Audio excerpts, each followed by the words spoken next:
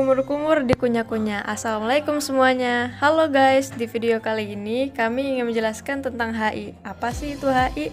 Oke, aku jelasin ya. Jadi teman-teman, HI itu adalah hubungan internasional. Dan hubungan internasional ini sangat penting bagi negara kita.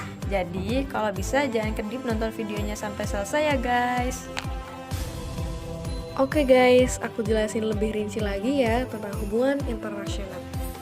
Di masa sekarang ini, setiap negara pasti memiliki hubungan internasional dengan negara lain. Sebab akan sulit sebuah negara untuk mencapai tujuan-tujuan tertentu secara mandiri atau tanpa membutuhkan bantuan dari negara lain.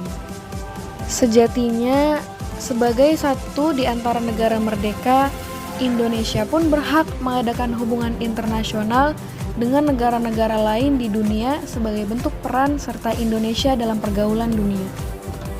Hubungan internasional ini dilakukan demi memperoleh keuntungan antara kedua negara yang bekerja sama dalam rangka memenuhi kebutuhan rakyatnya dan kepentingan yang lain berpedoman dengan pada politik luar negeri masing-masing negara.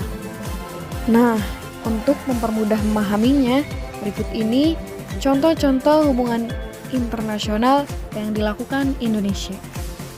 Hubungan bilateral yang terjadi terdapat pada berbagai bidang, seperti bidang politik, pertahanan dan keamanan, perdagangan, investasi, wisata, pembangunan, energi, lingkungan, pertahanan pangan, kemaritiman, pasukan perdamaian, pendidikan, ilmu pengetahuan, teknologi, dan dialog antar agama.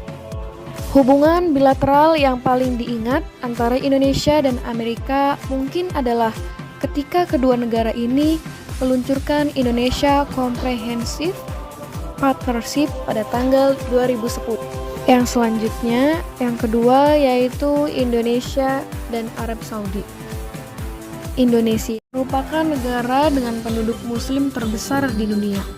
Hal ini menjadikan Indonesia harus memiliki hubungan bilateral yang baik dengan negara Arab Saudi. Hal ini dikarenakan satu di antara kewajiban dari umat muslim ialah pergi melaksanakan ibadah haji yang hanya dapat dilakukan di negara Arab Saudi. Selain itu, umat muslim setiap bulannya ada yang melaksanakan ibadah umroh di negara tersebut. Kerjasama Indonesia dan Arab Saudi utamanya memang berkenan dengan ibadah haji dan umroh. Namun, banyak terjadi kerjasama bilateral antara Indonesia dan Arab Saudi di bidang lainnya. Misalnya, yaitu pada bidang pendidikan. Banyak terjadi pertukaran pelajar antara kedua negara ini. Indonesia dan Arab Saudi juga banyak bekerja sama di bidang pemberantasan radikalisme dan terorisme. Bahaya radikalisme dan terorisme perlu untuk dirantaskan agar perdamaian dunia dapat terwujud. Selanjutnya, aku kasih contoh lagi hubungan bilateral Indonesia dan Inggris. Inggris merupakan satu di antara negara monarki di benua Eropa. Hubungan kerjasama bilateral antara Indonesia dan Inggris banyak terjadi dalam bidang pendidikan dan ekonomi.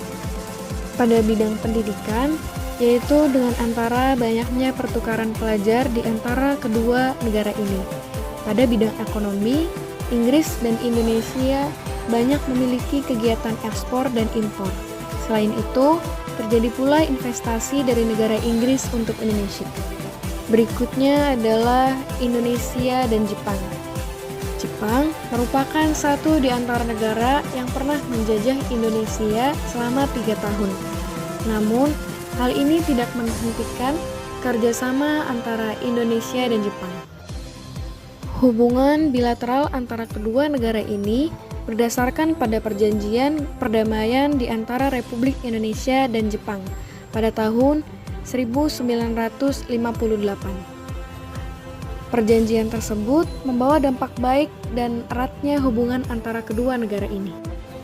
Terjadinya kesepakatan mitra strategis pada tahun 2006 dan Perjanjian Kemitraan Ekonomi Indonesia dan Jepang pada tahun 2007.